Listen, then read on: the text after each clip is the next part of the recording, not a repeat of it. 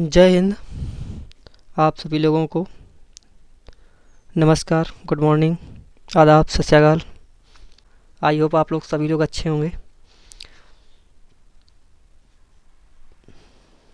सबसे पहले आप लोग वीडियो को लाइक कर दीजिए, अपने दोस्तों के साथ शेयर कर दीजिए। अगर नए हैं चैनल पे तो चैनल को सब्सक्राइब ज़रूर कर लीजिएगा, ताकि आप लोगों को सबसे पहले नोटिफिकेशन वीडियो के मिल सके, आप लोगों को सबसे पहले नोटिफिकेशन मिल सके। इसलिए आप लोग सब्सक्राइब करके बेल आइकन को ज़रूर प्रेस कर देना।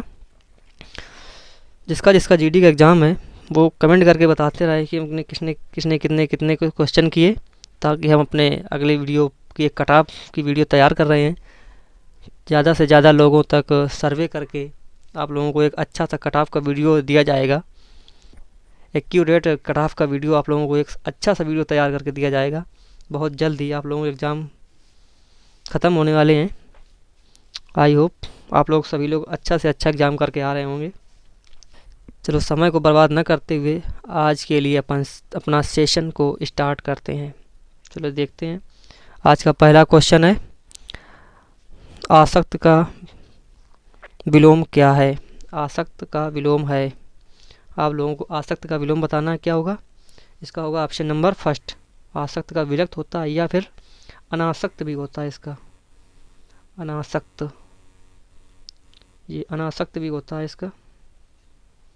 अगला क्वेश्चन देखिएगा, तिमिर का विलोम शब्द है। आप लोगों को तिमिर का विलोम शब्द बताना क्या होगा। तिमिर का विलोम शब्द क्या होगा? इसका होगा ऑप्शन नंबर सेकंड, आलोक। आलोक मीन्स होता है प्रकाश और तिमिर मीन्स होता है अंधकार। अंधकार, जबकि प्रकाश का होता है ज्योतिर्मय। आभास का होता है वास्तविक। आभास का क्या होता है? वास्तविक। प्रकाश का होता है ज्योतिर्मय। तिमिर का होता है आलोक। अगला क्वेश्चन देखिएगा, बढ़ा चढ़ा कर कहना के लिए एक शब्द है। इसके लिए आप लोगों को बताना हो कौन सा एक शब्द सही लिखा हुआ है। बढ़ा चढ़ा कर कहना के लिए एक शब्द है, आप लोग बताइएगा इसके लिए कौन सा सही होगा। इसके लिए होगा अतिसंयोक्ति। किसी चीज़ को बढ़ा चढ़ा कर कहना अतिसंयोक्ति कहलाता है। अगला क्वेश्चन देखिए, आयु में बड़े व्यक्ति को क्या कहेंगे? आयु में बड़े व्यक्ति को क्या कहेंगे? ज्येष्ठ और कनिष्ठ कहते हैं आयु में से छोटे व्यक्ति को। अगला क्वेश्चन देखिएगा, अगला क्वेश्चन देखिए, उपानय शब्द किसका पर्यायवाची है? उपानय शब्द किसका पर्यायवाची है? जूता का। जूता का पर्यायवाची होता है। देखिए, चंद्रिका का पर्यायवाची है। ये अभी आप लोगों के जीडी के एग्ज़ाम में क्वेश्चन पूछा जा चुका है। चंद्रिका का पर्यायवाची पूछा गया था। बताइए चंद्रिका का पर्यायवाची क्या होगा? इसका होगा कौमुदी। रजत का होता है चांदी। रजत का क्या होगा? चांदी। अगला क्वेश्चन देखिएगा, शुद्धवर्तनी वाला शब्द है। शुद्धवर्तनी बतानी है आप लोगों को। ये भी क्वेश्चन आप लोगों के जीडी के एग्ज़ाम में पूछा जा चुका है। भागीरथी कैसे लिखा जाता है आप लोगों को बताना होगा। इसका होगा ऑप्शन नंबर सेकंड, भागीरथी। निम्नलिखित में से शुद्धवर्तनी वाला शब्द है, बताइएगा कौन सा शब्द सही लिखा हुआ है। हिरण्यकश्यप कैसे लिखा जाता है? इसका होगा ऑप्शन नंबर सेकंड, हिरण्यकशिपु लिखा जाता है। कशिपु, कशिपु, हिरण्यकशिपु। अगला क्वेश्चन देखिएगा, अपनी खिचड़ी अलग पकाना का अर्थ बताइए। अपनी खिचड़ी अलग पकाना का अर्थ क्या होगा? इसका होगा सबसे अलग रहना। अपनी खिचड़ी अलग पकाना होगा सबसे अलग रहना। अगला क्वेश्चन देखिएगा, ज़मीन पर पैर न पड़ना इस मुहावरे का सही अर्थ बताइए। ज़मीन पर पैर न पड़ना, इसका मुहावरे का क्या होगा? अभिमानी होना। ज़्यादा अहंकार आ जाता है जिसको, तो उसके ज़मीन पर पैर नहीं पड़ते, वो उड़ने लगता है। उड़ने लगता है मतलब अभिमानी हो जाता है। अगला क्वेश्चन देखिए, उसके बात करने का तरीका मुझे अत्यंत करता है। दिए गए विकल्पों में से सही का चयन करके रिक्त स्थान की पूर्ति करें। आप लोगों को बताना होगा इसके लिए कौन सा एक करेक्ट आंसर है। इसका होगा उसके बात करने का तरीका मुझे अत्यंत प्रभावित करता है। अनुशासित या प्रचारित नहीं होगा, इसका होगा प्रभावित करता है। अगला क्वेश्चन देखिएगा, दिए गए विकल्पों में से सही का चयन कर रिक्त स्थान भरें। इस घटना के बाद आज़ादी हासिल करने की इच्छा और जोर से गुमराह हुई या गरज पड़ी या उमड़ पड़ी या फिर भनक पड़ी। इसका होगा उमड़ पड़ी। इच्छा है तो इच्छा उमड़ पड़ती है, गरजती नहीं, न गुमराह होती। इच्छा क्या होती है, उमड़ कर आ जाती है ऊपर, उमड़ पड़ी। इसका ऑप्शन नंबर होगा थर्ड।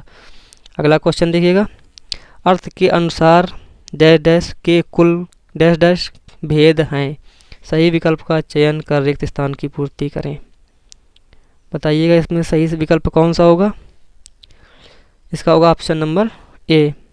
अर्थ के अनुसार संबंध बोधक अव्यय के कुल 8 भेद होते हैं।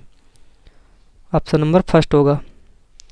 अगला क्वेश्चन देखिएगा, उसका हृदय इतना कोमल है कि मित्र तो क्या वह अपने डैश डैश को भी चोट नहीं पहुंचा सकता। इसका होगा ऑप्शन नंबर फर्स्ट। उसका हृदय इतना कोमल है कि वह अपने मित्र को तो क्या, वह अपने शत्रु को भी कभी चोट नहीं पहुंचा सकता। इसका होगा ऑप्शन नंबर होगा इसका फर्स्ट। अगला क्वेश्चन देखिएगा, यद्यपि मोहन धनी है तथापि बहुत दुखी है। किस प्रकार का वाक्य है। आप लोग बताइएगा ये किस प्रकार का वाक्य है। ये मिश्र वाक्य है, मिश्र वाक्य। तथापि और यद्यपि, तथा तु, यदा कदा, ये जो होते हैं ना, ये सब मिश्र वाक्य के अंतर्गत आते हैं। अगला क्वेश्चन देखिए, निम्न में से किस विकल्प में त्रुटि नहीं है। आप लोगों को सही बताना होगा कौन सा विकल्प एक सही लिखा हुआ वाक्य, कौन सा सही वाक्य लिखा हुआ है। उस कागज पर मैंने हस्ताक्षर कर दिए, या फिर सेकंड ऑप्शन उस कागज पर मैंने हस्ताक्षर कर दिया, या फिर थर्ड ऑप्शन मैंने उस कागज में हस्ताक्षर कर दिए, या फिर ऑप्शन नंबर 4 मैंने हस्ताक्षर कर दिया उस कागज पर। इसका कौन सा होगा। इसका होगा ऑप्शन नंबर फर्स्ट, उस कागज पर मैंने हस्ताक्षर कर दिए। यही होता है इसका correct answer, option number first. अगला क्वेश्चन देखिएगा, छात्रावास में कौन सी संधि है। आप लोगों को बताना होगा कि छात्रावास में कौन सी संधि है। इसमें होगा ऑप्शन नंबर फर्स्ट, दीर्घ संधि। छात्र प्लस आवास, छात्र प्लस आवास होता है इसका, आवास, छात्रावास। इसमें दीर्घ संधि है, आ प्लस आ मिलकर बड़ा आ हो गया, इसलिए इसमें दीर्घ संधि है। अगला क्वेश्चन देखिए, पवन का शुद्ध संधि विच्छेद है। आप लोगों को बताना होगा पवन का संधि विच्छेद कौन सा सही लिखा हुआ है, पवन कैसे लिखा जाता है। आप लोग बताइएगा पवन कैसे लिखा जाता है। इसका होगा ऑप्शन नंबर फर्स्ट, पो प्लस अन, पवन। और पो प्लस इत्र अगर होता तो होता है पो प्लस इत्र, ये होता है पवित्र का, पवित्र। इसी प्रकार अगर ने प्लस अन हो, ने प्लस अन, तो ये होता है नयन का, ने प्लस अन नयन का होता है। अगला क्वेश्चन देखिएगा, राजपुत्र में समास है। राजपुत्र में कौन सा समास है। इसका होगा तत्पुरुष समास, राजा का पुत्र। इसमें का शब्द छिपा हुआ है, इसका होगा राजा का पुत्र, राजा का पुत्र। तत्पुरुष समास है, संबंध तत्पुरुष समास है। काकी के रारी रे नानी ने, संबंध तत्पुरुष समास है इसमें। अगला देखिए, चमन्नी में कौन सा समास पाया जाता है। इसमें बताइए आप लोग, चमन्नी में कौन सा पाया जाता है। इसका होगा द्विगु समास, क्योंकि ये संख्यावाची है इसलिए इसमें द्विगु समास होगा। अगला क्वेश्चन देखिएगा, दुल्हनिया अंगिया काहे न धोवाई। इस पंक्ति में कौन सा अलंकार है। बताइएगा कौन सा अलंकार है इस पर।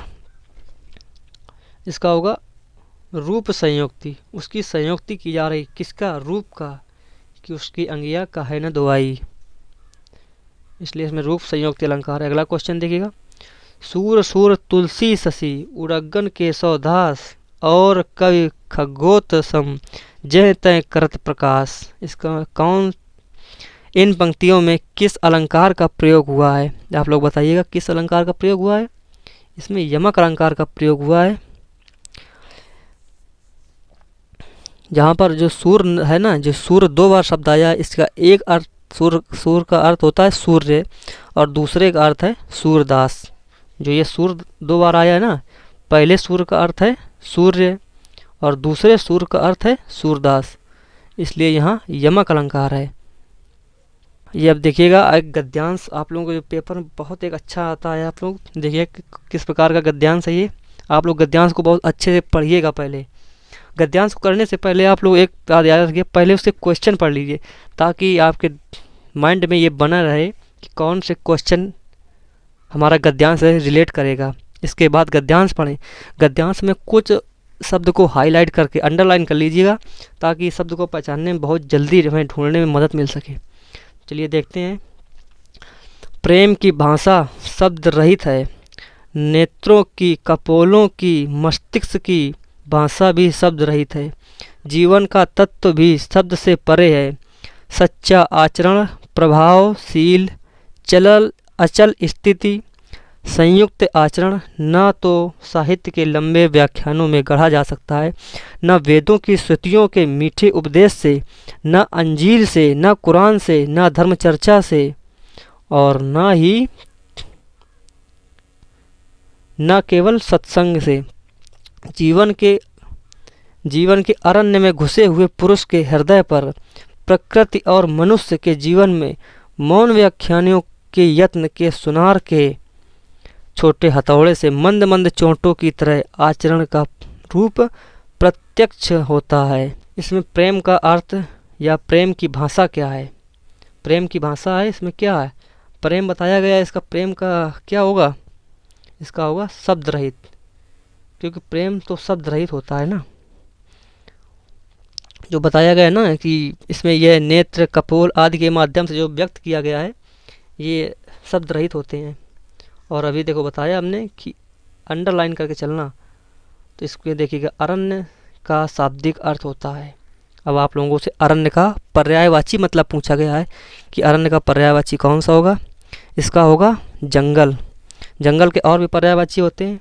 कानन एक होता है, कानन एक होता है, विपिन। ये किसके होते हैं? जंगल के होते हैं। विपिन एक होता है, कानांतर। कानांतर जंगल के होते हैं। जंगल कौन कौन से होते हैं? जंगल, अरण्य, कानन, विपिन, कानांतर इत्यादि होते हैं। पुष्प का कौन कौन से होते हैं? सुमन। और उपवन का होता है बगीचा, वृक्ष का पादप।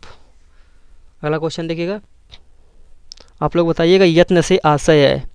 यत्न से क्या आशय है आप लोग बताइएगा? भाषण का है या फिर रत्न का आशय है या प्रयास का आशय है या परिश्रम का आशय है?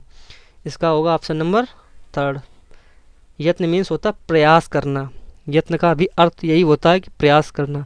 लोग कहते नहीं आप लोग यत्न करते रहो, सफलता तो मिल ही जाएगी।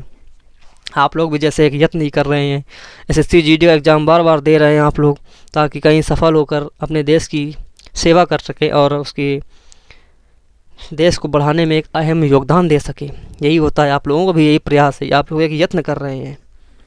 चलिए आज के, अगर हम चैनल पे आप लोग नए हैं तो चैनल को सब्सक्राइब जरूर कर लीजिएगा। आप लोगों को डेली एक अच्छा सा हम प्रैक्टिस सेट तैयार करते हैं। डेली एक अच्छा सा प्रैक्टिस सेट तैयार करते हैं जिसमें वर्तनी भी होंगे, पर्यायवाची भी होंगे, विलोम शब्द भी होंगे, गद्यांश भी होगा। जो आप लोगों को जीडी एग्जाम में पूछे जा रहे हैं वही बढ़िया एक अच्छा सा प्रैक्टिस सेट तैयार किए जाते हैं ताकि आप लोगों का एग्ज़ाम निकल सके अच्छे नंबरों से। तो इसलिए अगर चैनल पे नए हैं तो चैनल को सब्सक्राइब जरूर कर लीजिएगा। हाँ, अगर सब्सक्राइब करने के बाद बेल आइकन को ज़रूर प्रेस कर दीजिएगा ताकि वीडियो की नोटिफिकेशन सबसे पहले मिल सके। चलिए आज के लिए यहीं तक रखते हैं। जय हिंद।